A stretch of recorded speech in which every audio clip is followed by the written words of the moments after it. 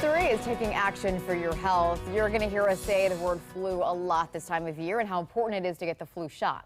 It's still true, but there are other illnesses that tend to pop up around now that you want to be aware of. News 3 reporter Anthony Sabella spoke to a local doctor about this. So what kinds of sicknesses does he see getting overshadowed? Well, he says, getting the flu shot is important. It's the best way to protect yourself from the flu. There's a reason flu is what you hear about the most this time of year. But News 3 medical expert Dr. Ryan Light says don't let your guard down either.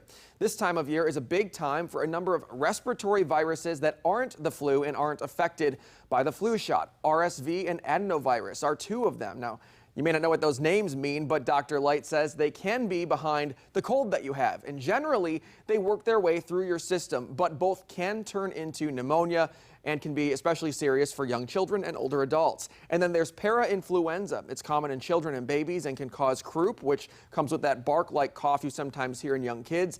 These are highly contagious, so that's why it's important to stay home from work or keep the kids from school if they get sick. Dr. Light says antibiotics don't affect viruses. Usually you just treat symptoms, but if your sickness doesn't get better, there could be a bacterial infection involved too, which is treatable.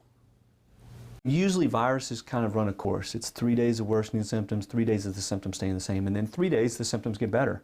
So if we're not seeing that, so worsening cold, fevers, chills over 4 or 5 days, that's when you consider an antibiotic. Now, another virus to be aware of is norovirus. That's not respiratory. That's more of what people refer to as the stomach flu. Obviously not something you want to be dealing with. So make sure you're practicing good hygiene all year long, and especially this time of year. And then if you or your kid gets sick and you're not sure what's going on, just make sure you go see a doctor. I mean, that's really never a bad idea. If it's really bad, especially when your breathing is impacted, that might be a time to go see urgent care or maybe even the ER if it's bad enough. Yeah, better not to wait and then have it just get worse. All right.